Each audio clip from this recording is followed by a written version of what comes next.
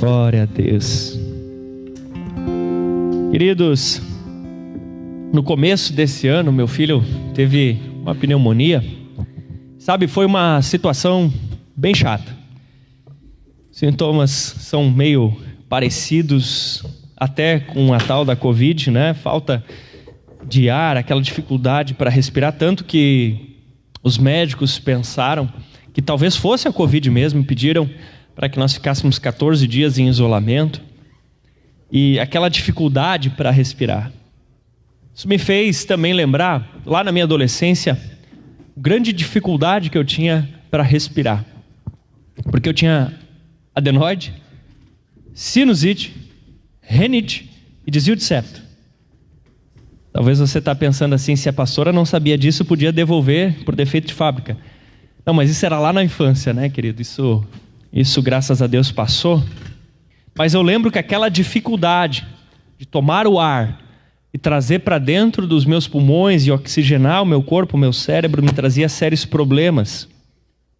Eu era extremamente sonâmbulo, a ponto de que às vezes eu deitava com a cabeça virada para um lado na cama e acordava no lugar onde deveriam estar os pés, ou acordava com a roupa rasgada, ou acordava e de repente eu estava em pé em cima da beliche, né? E os médicos disseram que um dos agravantes desse meu problema respiratório era justamente o fato de que eu não oxigenava corretamente o cérebro. Então eu tinha aquelas olheiras, né? Sempre com aquelas olheiras profundas. Tinha dificuldade para brincar com os meus amigos, me faltava o fôlego para praticar esportes, né? Estava sempre doentinho. Isso até gerava um desconforto ali entre meu pai e minha mãe, porque meu pai queria me ensinar a trabalhar e a mãe ficava lá dizendo, não, mas ele é doente, é fraquinho, não dá, não sei, aquela dificuldade de colocar o ar para dentro. E eu lembro muito claramente, tem coisas que marcam a vida da gente, que jogando futebol com a gurizada na escola, mais de uma vez me aconteceu isso, eu né, ficava naquela falta de ar assim, e daqui a pouco eu olhava e eu dizia, gente, eu consigo ver os micróbios. E ficava com aquela de ver micróbio, até que depois de bastante tempo eu entendi que aquilo era uma vertigem, como que se eu fosse desmaiar, porque eu estava com uma baixa oxigenação. E eu ficava, estou vendo micróbios. E por que eu estou falando tudo isso, sabe? Um dos grandes problemas dessa pandemia que nós estamos enfrentando é que ela causa essa dificuldade de respiração, esse sufocamento. O ar continua existindo ao redor. Existia no caso do Josias, existia na minha infância, existe hoje. O ar continua existindo ao redor e as pessoas saudáveis continuam conseguindo colocar esse ar para dentro, continuam conseguindo metabolizar esse oxigênio. Porém, para quem é vítima, para quem padece destes males, é a dificuldade de conseguir trazer esse oxigênio para os pulmões e fazer com que seja pelo corpo absorvido. Para falar um pouco sobre essas coisas e onde nós queremos chegar, eu convido você a ler Gênesis capítulo 2, versículo 27. Gênesis capítulo 2, versículo 27. Você é rápido no gatilho, escute aí, leia junto conosco e diz assim: Então o Senhor Deus formou o homem do pó da terra e soprou suas narinas o fôlego de vida, e o homem se tornou um ser vivente. Deus nos forma a partir do barro, forma Adão a partir daquele barro, e ele vem, e aí, a partir daquele sopro, se torna um ser vivente. Uma das palavras usadas e principais no Novo Testamento para o Espírito Santo é justamente vento, em grego pneuma, e se refere a necessidade desse Deus que está em todo lugar, assim como o ar, de nós não apenas o termos por fora, mas conseguirmos o colocar para dentro. Tudo isso são figuras. E junto com essa pandemia física, nós temos visto tempos de outros tipos de sufocamento que têm acontecido. Para algumas pessoas tem sido sufocamentos familiares, para outros relacionamento com Deus. E veja, o ar continua ao redor, a família continua ali. Mas por que se a família continua ali, as mesmas pessoas, por que as taxas de divórcio aumentaram? Deus continua presente, tão presente como sempre esteve, e Ele não perdeu o controle de nada. Então por quê? Esfriamento espiritual, naufrágio em muitos casos. As pessoas estão tendo dificuldade de tomar aquilo que está do lado de fora e trazer para o lado de dentro. Quero falar de algumas coisas que podem mudar a nossa vida nesse sentido. Porque como já venho dizendo, o diabo é um aproveitador e não respeita nada. E com certeza ele quer usar as circunstâncias destes dias diferentes para tentar atacar você, enquanto Deus, por outro lado, quer usar as circunstâncias desse dia para falar contigo e abençoar a tua vida. Quero falar um pouco sobre o poder da mesa. Todo mundo tem aí uma mesa em casa. E a mesa é algo que vai ajudar você a inspirar, a colocar para dentro bons ares. Como assim, pastor? Estávamos até conversando, o pastor Otávio ministrando isso comigo no discipulado. A importância de fazermos uma refeição à mesa. Porque embora alguns estejam passando mais tempo do que antes em casa, quantos são aqueles que têm conseguido ter pelo menos uma refeição ao dia à mesa? Reunir a família. Fala a verdade. Olha aqui nos meus olhos. Fala a verdade. Vai dizer que muitas vezes você não tem feito a refeição lá no sofá. Cada um no seu cantinho, mexendo no seu celular, ou um na cozinha, outro no quarto, mexendo no telefone, ou assistindo uma série. E a mesa está ali esperando para ser um lugar da manifestação de Deus para você. A mesa é um lugar de você oxigenar o seu espírito. Nós somos corpo, alma e espírito. E a mesa é um lugar onde você vai conseguir colocar ar de Deus para dentro de você. Onde você vai conseguir colocar ar familiar para dentro da sua vida. Amém? Nós precisamos de refeições, de famílias saudáveis junto à mesa, inclusive porque a família é um dos principais redutos de sanidade nesses dias. Porque tem muita gente que está sim sentindo dificuldade de se manter emocionalmente equilibrada nesses dias. E não julgamos por isso, porque são dias diferentes. A família tem que ser um reduto de sanidade. A família tem que ser um lugar onde a pessoa pode estar uma guerra na rua, mas ela consegue... Ufa, entrei dentro de casa. Ufa, passou. O problema ficou para trás, porque nós temos agora um ao outro, a família, os filhos. Entende? A família tem que ser um lugar onde temos prazer de estar e não um lugar de onde queremos fugir. Um lugar bom. Se você consegue se relacionar bem com pessoas só por redes sociais, mas não está conseguindo relacionar bem com pessoas físicas presentes, isso é um problema. Isso é um problema. A família é um lugar inspirador. Então, sentem ao redor da mesa. Que tal começar já, quem sabe, hoje à noite? Sentem ao redor da mesa e tenham um tempo em família, queridos. Brinquem, conversem.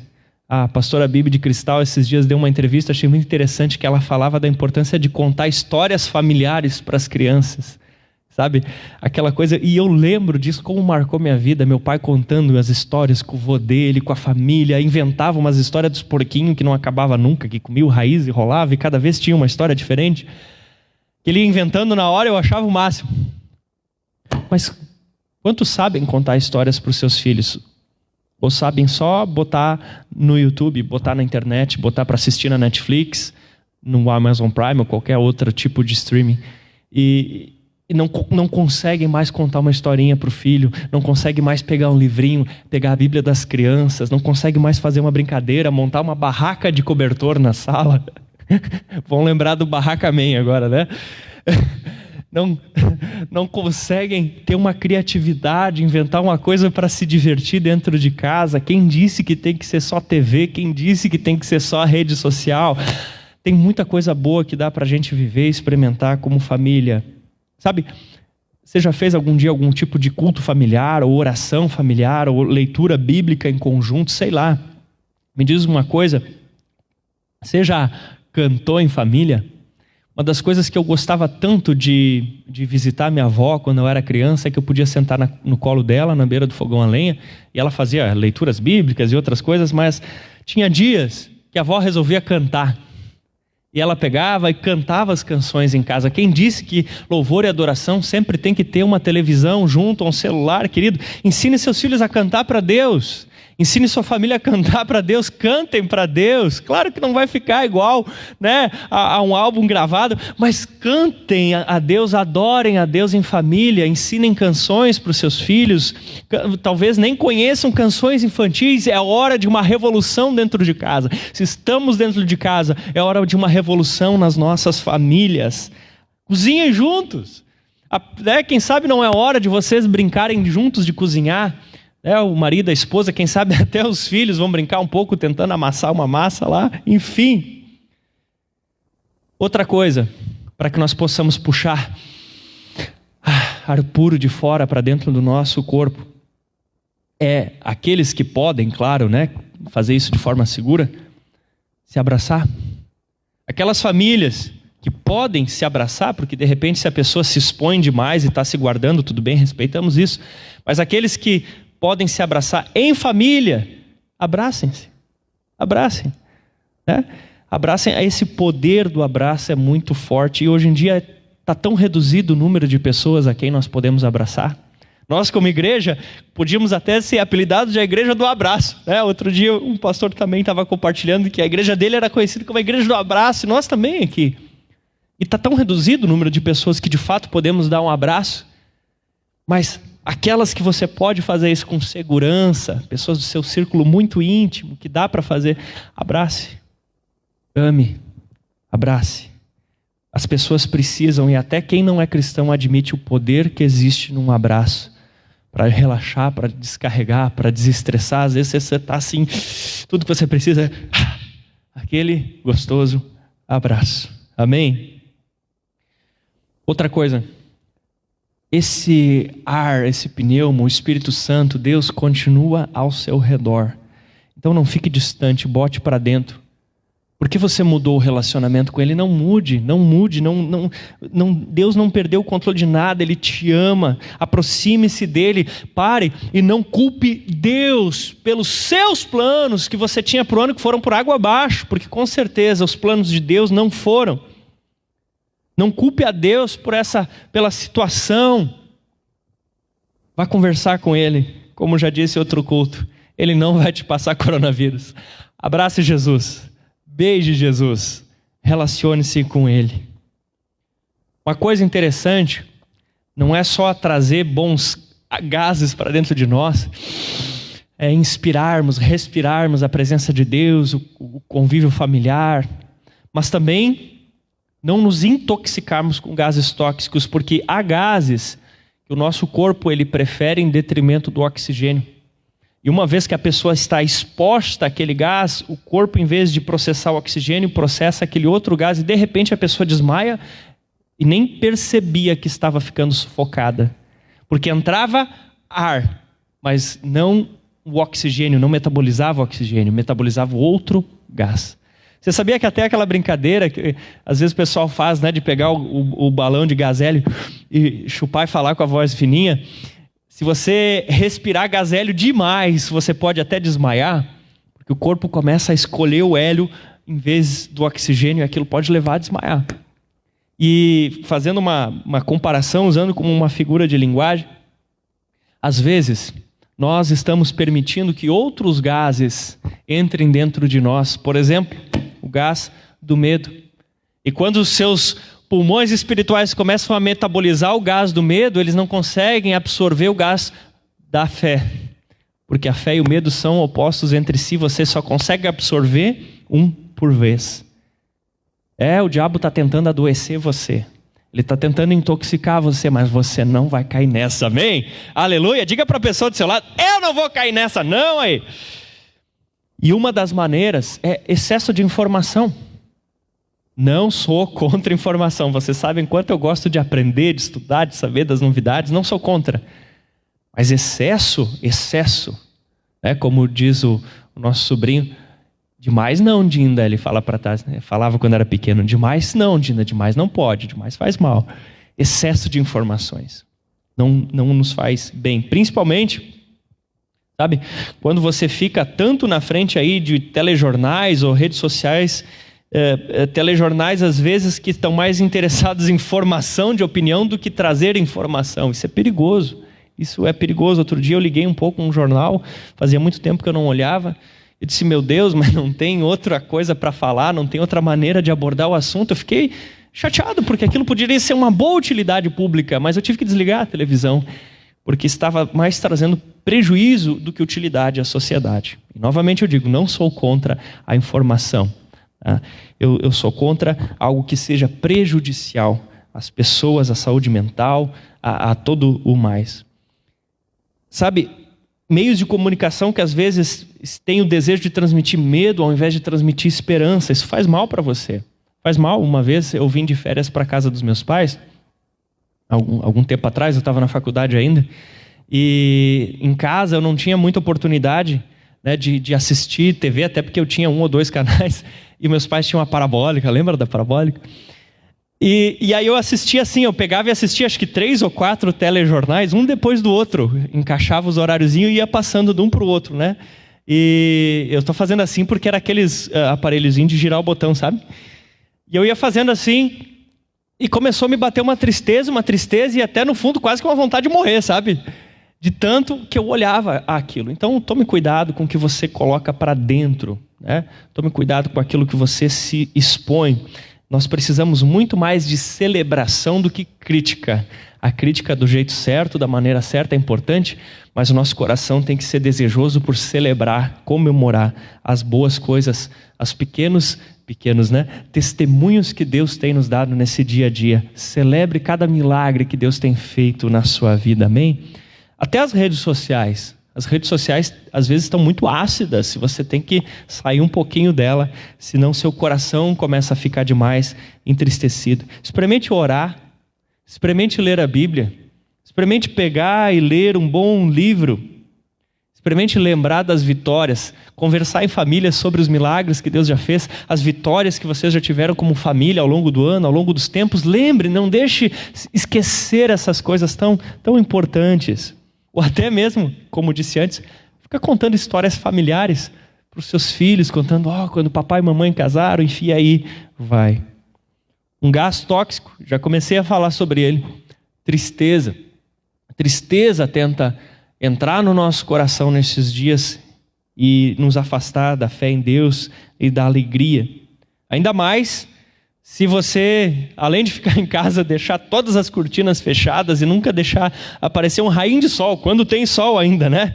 E não fizer nenhum tipo de movimento físico, você precisa cuidar do seu corpo, cuidar do seu espírito.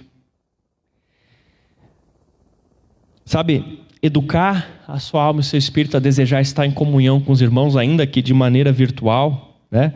Ainda estar em movimento, ainda que seja dentro de casa, buscar ter uma alimentação saudável e ter a alegria de estar vivo. Não deixe a tristeza te vencer. Decida estar alegre. Decida encarar as coisas de uma forma otimista, de uma forma cheia de fé. Vou falar um pouco depois sobre isso também, a nossa saúde emocional e espiritual, ela não é conseguida de uma forma passiva. A sua saúde física, você está cuidando dela de uma forma muito ativa. Você está passando álcool gel, está lavando a mão, está usando máscara. Você está cuidando da sua saúde física, evitando fazer aglomerações. De uma forma ativa, você está se protegendo. Mas para proteger o seu espírito e a sua alma também tem que ser de forma ativa. Segunda coisa hoje é o coração amarelo. O calendário da igreja foi para o espaço. Tínhamos um calendário tão bonitinho, cheio de programações e foi para o espaço. E, por exemplo, hoje nós estaremos aqui num grande culto presencial, cheio de gente adorando, buscando. Mas, como disse no começo, não adianta chorar o leite derramado, vamos fazer disso o melhor possível. Mas eu fico lembrando o dia que eu pela primeira vez ouvi o pastor Luiz Scheid, nosso presidente da Fonte Church, falando que a nossa estratégia como igreja, estratégia ministerial principal não era a célula, era o discipulado. E faz todo sentido. Lembra daquele logotipo do MDA, aquele coração bonito? Qual é o coração lá do meio? Coração amarelo. Queridos, em termos ministeriais, onde Jesus investiu maior parte do seu tempo? Talvez alguns digam multiplicando pães, curando enfermos, expulsando demônio, tanta coisa que ele fez, mas sabe de uma coisa? Sempre estavam lá os discípulos a tiracolo. Jesus ia para um lado, os discípulos iam correndo atrás. Jesus ia para o outro, os discípulos iam correndo para o outro. Jesus investiu em discipulado. E discipulado você pode fazer nesses dias. Alguns conseguem fazer presencialmente, outros conseguem fazer por videochamada, mas de alguma maneira você tem como fazer. De alguma maneira você pode fazer discipulado. Então, se é isso que nós temos, vamos fazer com toda a intensidade, amém? Se é isso que nós temos, vamos fazer isso bem feito, vamos aproveitar, vamos focar no discipulado, vamos estar debaixo das mãos do nosso discipulador, recebendo a bênção que Deus quer derramar através da vida dele, e vamos nós estar também junto com os nossos discípulos, sendo uma bênção na vida deles. Geralmente, boa parte das coisas que Deus quer fazer em nós e através de nós, Ele usa pessoas. E o discipulador, com certeza, é uma dessas pessoas principais pelas quais Deus manifesta a vontade dEle sobre as nossas vidas. Amém? Agora, veja bem o que o Paulo diz em 1 Coríntios 4, 16 e 17. Portanto, suplico que sejam meus imitadores. Por essa razão estou lhe enviando Timóteo, meu filho amado e fiel no Senhor, o qual vos estará a lembrança a minha maneira de viver em Cristo Jesus, de acordo com o que eu ensino por toda parte em todas as igrejas. Em outras palavras, o Paulo estava dizendo assim, Corinto era uma cidade, né? Os coríntios eram os que moravam em Corinto. Coríntios, não fiquem tristes de não ter conhecido pessoalmente Jesus Cristo. Vocês podem olhar para mim e me imitar. E se fizerem isso, vocês vão ser igual a Jesus. Uau! Meu Deus do céu! E não só isso. Ele chega a falar assim, talvez alguém nunca me viu, não conhece, mas é o seguinte, se vocês olhar para o Timóteo, é como se estivesse vendo eu. Em termos ministeriais, em termos de fé, de crença, o Timóteo cria da mesma maneira, tinha a mesma mentalidade que o Paulo. Então ele disse, se vocês olhar para o Timóteo, estão me vendo já também, está valendo. Pastor, por que o senhor falou isso? Porque nós, como discipuladores, é um tempo, querido, de nós não ficarmos sufocados e nem deixar nossos discípulos sufocados. Nós temos que puxar a responsabilidade para nós e viver de uma maneira que, se os nossos discípulos nos imitarem, eles se deem bem e não mal. É forte, né? É forte. Uau, Jesus amado, tem misericórdia de nós. Mas nesses dias você tem que ter o que dá. Os nossos discipulados, eles precisam sair nesses dias de meramente coisas naturais, onde simplesmente nós aconselhamos, para ser algo que vem uma unção e um propósito da parte de Deus. Uma revelação de um texto bíblico, algo que você buscou a Deus em oração pela vida do seu discípulo e se manifesta na vida dele naquele dia especial onde acontece o discipulado, amém? Quem quer se tornar um discipulador melhor? Eu quero me tornar um discipulador melhor. Querido, eu vou tentar explicar com outras palavras. Foi reduzido o número de atividades que nós temos para fazer. Diminuiu o número de atividades que é permitido fazer e até que nos é seguro fazer. Mas o discipulado, seja fisicamente ou por videochamada, o discipulado você pode fazer. Então, se essa é uma das poucas coisas que nos resta fazer, vamos fazer bem feito. Eu quero convidar você a termos uma revolução do discipulado nesses dias, tanto na postura do discípulo como na postura do discipulador, onde nós viemos a tirar muito tempo de oração pelos nossos discípulos, todo dia no nosso secreto, para que quando estivermos com eles por vídeo ou pessoalmente, nós tenhamos algo de Deus para entrar num nível sobrenatural de discipulado. Tá junto nessa? Amém? Aleluia? Glória a Deus. Paulo assume essa responsabilidade sobre si de ser um modelo para a vida dos seus discípulos. Então, não seja alguém que reclame ou murmure por falta da programação A, B ou C, querido, mas torne-se um modelo para que aqueles que estão olhando para você possam se dar bem. Para que aqueles que estão imitando, para que, como o Timóteo imitava o Paulo na sua fé, na sua conduta, no seu amor por Deus, e o Timóteo se deu bem. E as pessoas que por sua vez agora imitavam o Timóteo se deram bem também, porque eles buscavam de viver de uma maneira imitando a Jesus Cristo. Amém? A tornar nossos discípulos imitação de Jesus. Aleluia. Até porque eu acho muito interessante que numa casa, numa família, é verdade que os pais sustentam os filhos, cuidam dos filhos, amam os filhos, né? Mas vai dizer que não tem aquele dia que é o teu filho que te sustenta. Você entra para dentro de casa, está quebrado das coisas que aconteceram no seu dia a dia, está cansado, está estressado, mas aquele abraço da criança, aquele beijo do filho, aquela novidade, parece que você é tirado de um país em guerra e colocado no céu, não é verdade? E no discipulado, sim, espera-se que o discipulador proteja o discípulo em oração, que o discipulador tenha a palavra de Deus, mas, querido, tem tantos dias onde é o abraço do discípulo que nos renova, onde nós estamos cansados, estressados, sofridos, mas o abraço do nosso discípulo amado, aquilo restaura nossas forças, o testemunho de algo bom que aconteceu na vida do nosso discípulo, aquilo é ou não é? É ou não é? Então, queridos discipuladores, seus discípulos precisam de você, mas queridos discípulos, seus discipuladores também precisam de vocês nesses dias, amém?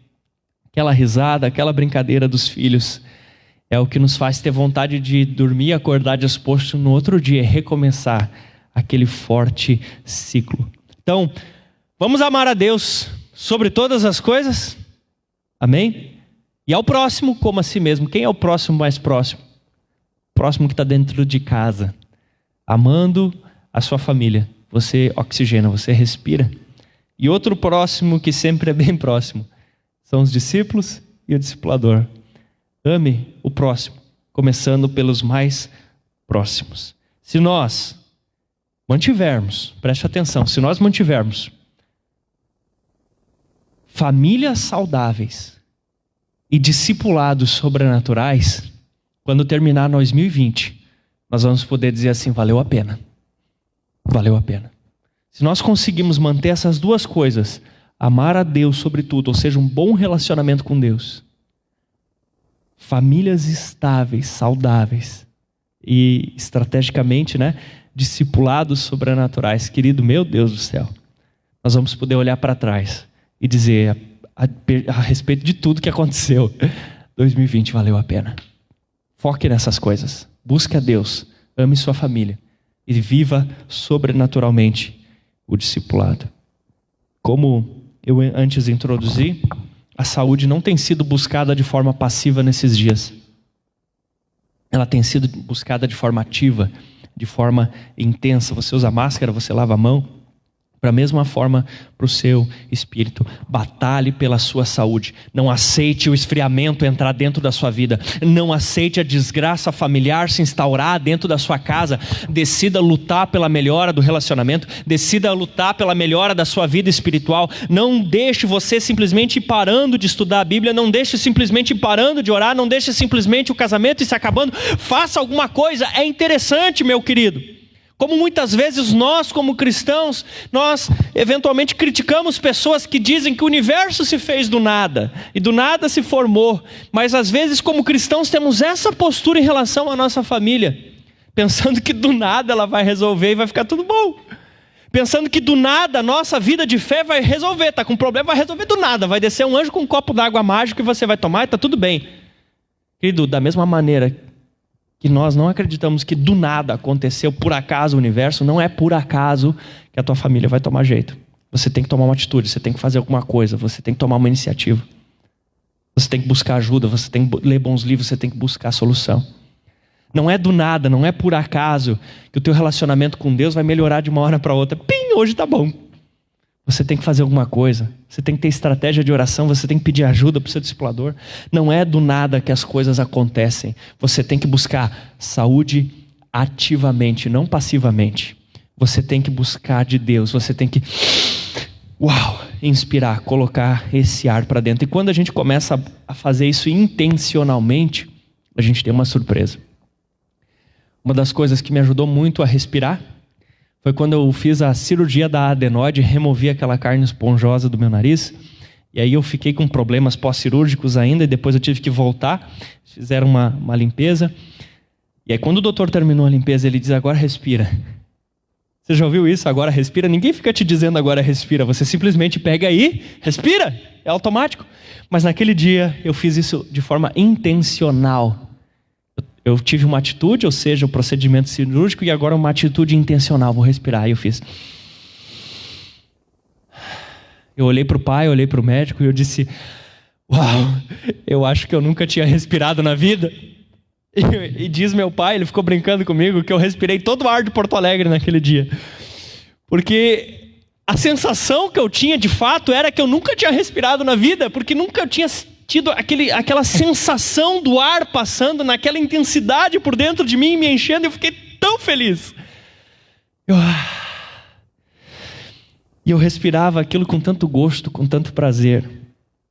Faça alguma coisa pela tua saúde espiritual, emocional. Faça alguma coisa.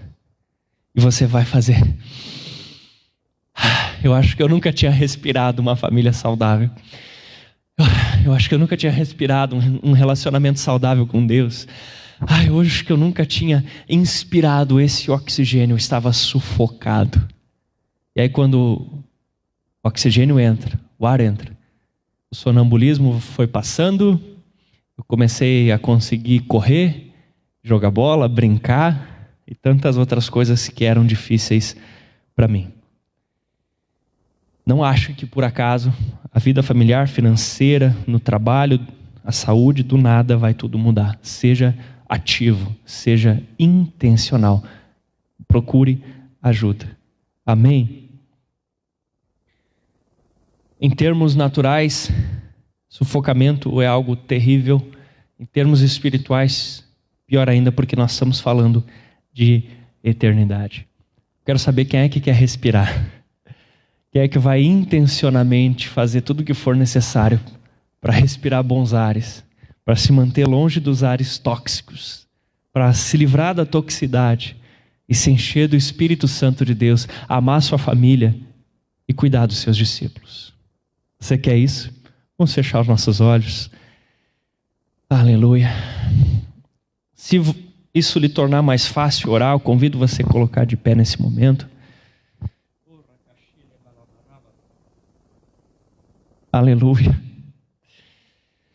Deixa o Espírito Santo fluir através de você. Você que ora em línguas pode fazer isso em casa mesmo, não tem problema algum. Inclusive você deveria fazer isso em casa. Busque, busque, busque de Deus. Diga: Senhor, Senhor, eu quero respirar. Faça isso figuradamente, inspirando o oxigênio, o ar assim. Diga: Senhor, eu quero respirar, eu quero ser intencional. Eu quero respirar, Senhor, eu quero respirar. Eu quero ser cheio do Espírito Santo. Eu quero amar minha família, meus discípulos. Eu quero respirar, eu quero respirar. Senhor, eu quero respirar. Eu quero me livrar da toxicidade. Pai, no nome de Jesus, eu abençoo essas casas, eu abençoo essas famílias, e todo tipo de gás tóxico cai por terra e sai dessas vidas agora em nome de Jesus. Aqueles que porventura estão com os olhos fechados e não estão conseguindo enxergar, e que estão ficando sufocados, Senhor Deus amado, que estão entrando ar, mas é um ar tóxico, estão envenenados e não estão percebendo. Abre os olhos para que corram e fechem aquele botijão que está vazando, para que eles se livrem da toxicidade. Traz cura sobre as casas, traz cura sobre os discipulados, traz cura, Senhor, sobre as famílias nesses dias, traz restauração. Eu tenho certeza, Senhor, que se te amarmos de todo o coração e cuidarmos das famílias e dos discipulados nesses dias, com certeza nós vamos dizer: 2020 foi um ano que valeu a pena. Houve restauração no meu coração. Quase que a vaca foi pro brejo, mas o Senhor me deu uma oportunidade. E hoje eu respiro todo o ar de Caxias do Sul. Eu me encho da tua presença, Espírito Santo. Teu pneuma, teu vento, teu sopro. Um dia o Senhor soprou naquilo que era só um boneco de barro, e ele se tornou alma vivente. Sopra sobre mim para que eu tenha vida e a tenha em abundância. Sopra sobre mim do teu Espírito. Mais vida. O Senhor disse que veio para que nós tivéssemos vida, e vida em abundância. Nós queremos desfrutar dessa abundância. Nós queremos desfrutar dessa abundância. em nome de Jesus. Amém, amém, amém, querido. Dê um glória a Deus. Você em casa, aplauda o Senhor Jesus. Aleluia. Glória a Deus. Aleluia.